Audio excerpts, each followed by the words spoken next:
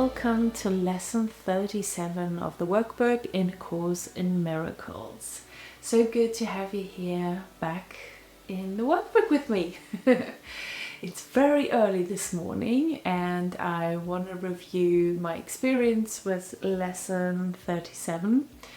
I wanted to take a little bit more time and didn't record my reflection yet yesterday, as I wanted the impact or the effects of the lesson worked a little bit more, even if it's mostly throughout my sleep. But I just wanted to spend a little more time with it as well this morning. I found the exercise very beautiful.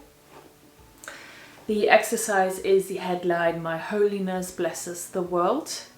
And for us to use again everything that we see, inside and outside, to use a sentence, my holiness blesses this chair, my holiness blesses this camera, and so on. It was one of the easier exercises, and I think it did more with me than the previous exercise about holiness. I think it, probably resonated just with me, or maybe I developed as well from previous exercises. I found it very heartwarming, very calming, very heart-opening as well. I really like the exercise, especially thinking as well about all the people in my life and saying the sentence with the people. I really love that exercise, thinking about all of them in that regards as well.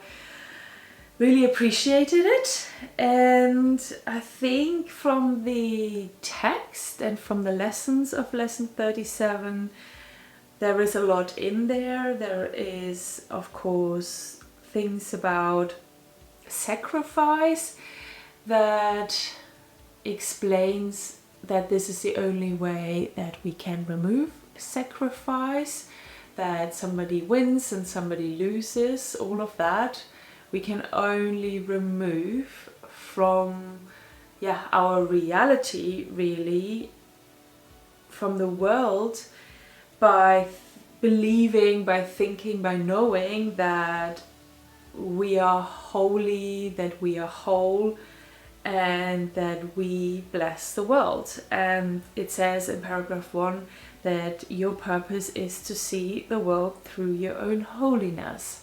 So we actually discovered the purpose, or one of our purposes, I don't know yet, but minimum one purpose that we have is to see the world through our own holiness. Interesting, right? It makes sense given everything that we learned previously, that would be the next step, or that will be the path, and somehow as well that this is the purpose. Nevertheless, I still need to reflect on this even more, or integrate this more and embody it more, to really grasp it and to really understand how this is gonna work and how this connects with my purpose. But that's okay, we are on a journey, right? We're going for the first time through the workbook, so I just gonna be patient with myself again, as always, and let this sink in slowly, or at the time rate that it needs to. What I want to talk a little bit more about is the last sentence in paragraph 2. Those who see themselves as whole make no demands. So it explains in paragraph 2 that if you see yourself whole or holy, then there is no reason for you to make any kind of demands from others. You're not expecting others to do things for you or to be a certain way. And that is something that on the one side I have integrated more and more and worked on myself over the last few years, to let people be exactly who they are, and that I'm the only person who can fulfill my own needs, so to say. So if you think about maybe wanting love or more love in your life, then it's not your partner's job, for example, or even your children's job, but it's your own job to give yourself more love. Or if you want more security, then another person will never be able, or things in your world will never be able to give you the true sense of security. You can only do that to yourself or for yourself.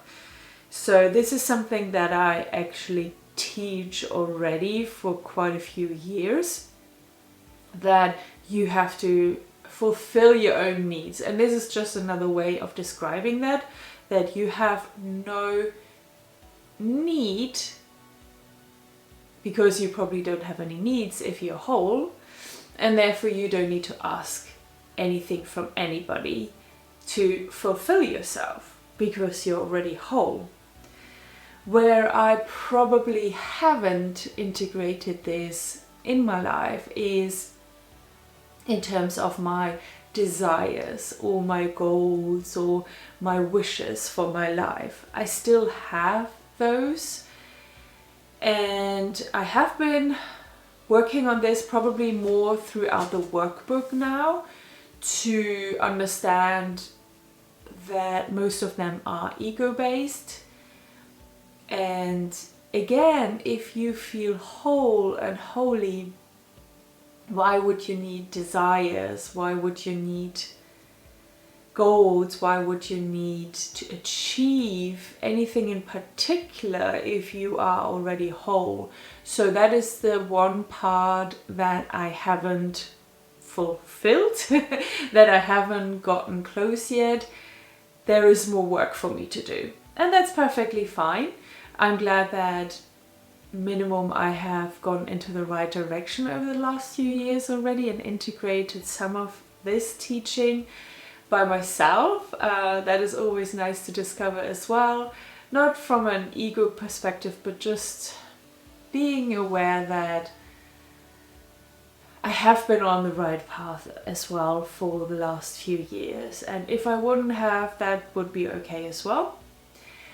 And now there is more work to do in the regards of having desires or having wishes or having achievements that you want to have. And again, those who see themselves as whole make no demands.